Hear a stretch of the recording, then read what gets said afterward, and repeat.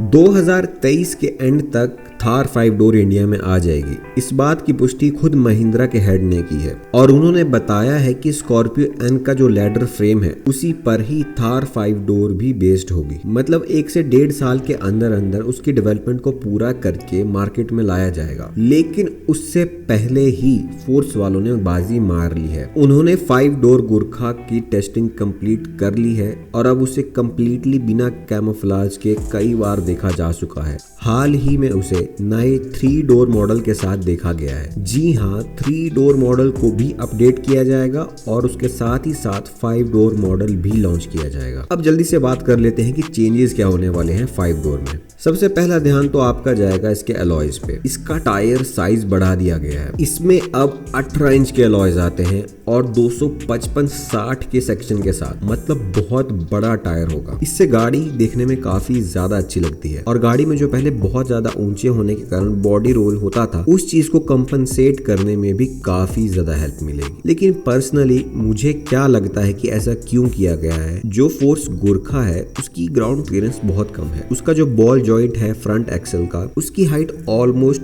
150 to 160 mm ही है। तो जैसे ही 2 इंच आप अलॉय साइज बढ़ा देते हैं तो उसकी ग्राउंड क्लियरेंस नेचुरली बढ़ भी जाएगी। तो मुझे लगता है ये चीज उसके लिए की गई है। खैर मैं गलत हूँ, उसकी ग्राउंड क्लियरेंस को पहले ही इंप्रूव कर चुके हो, प्लस उसमें टायर साइज सिर्फ और सिर्फ उसके लुक एनहेंस करने के लिए हो। मेरी आशा तो यही है। लेकिन चीजें यहीं पे नहीं रुकती। ये गाड़ी 7 सीटर होने की बजाय 9 सीटर होगी। अगर आप ध्यान से देखें तो इसकी जो लास्ट रो है वो फ्रंट फेसिंग सीट्स के साथ आती है और ये चीज एक अच्छी बात ही है। मुझे लगता है कि आप सीट्स को फोल्ड भी कर सकते हैं और रिमूव भी कर सकते हैं। ये शायद ये एक तरह से एक्सेसरी पैक में दिया जाएगा कि आपको ये चीज चाहिए या नहीं चाहिए। बाकी गाड़ी में कोई भी मेजर चेंज नहीं किया गया है। सिर्फ इसके अलॉयज बदले गए हैं, टायर साइज बड़ा किया गया है और इसकी लेंथ को ही एक्सटेंड किया गया है, जिससे ये गाड़ी बहुत ज्यादा प्रैक्टिकल हो जाती है। अब मेन मुद्दा आता है इसके इंजन पे।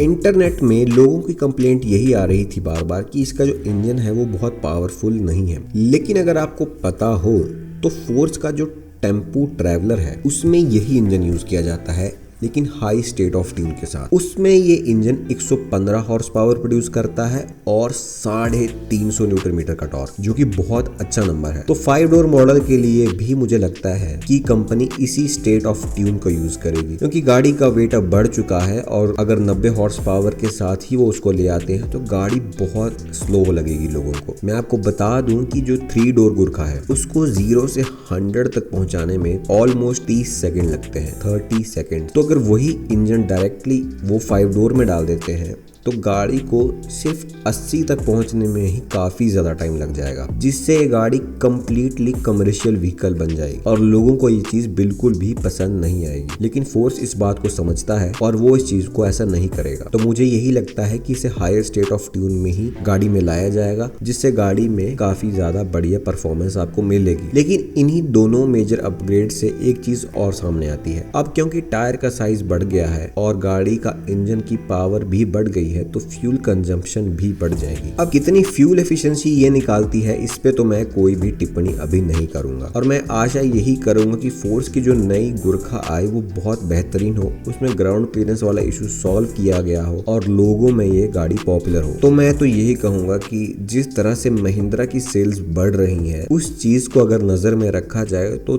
थार 5 डोर का जो लॉन्च है वो डिले होता ही मुझे दिखेगा, क्योंकि 1.5 लाख स्कॉर्पियो एन की इन्होंने जो बुकिंग कर रखी है उसे डिलीवर करने में ही इन्हें 2 साल तो लगने वाले हैं। तो वहीं पे फोर्स की गुरखा 5 डोर एक बहुत ही ज्यादा बढ़िया चीज लेके आती है मार्केट में। अब ये परफॉर्म कैसा करती है, कितनी इसमें कमियां हैं, क्या इसके जो मैकेनिकल इश्यूज थे वो कंपनी ने ठीक किए, वो तो इसके ड्राइविंग रिव्यू के साथ ही पता लगेगा। तो ये कुछ लीक्स थे जो आए थे, मैंने आपसे शेयर कर दिए। मिलते हैं अगली वीडियो में, तब तक के लिए धन्यवाद।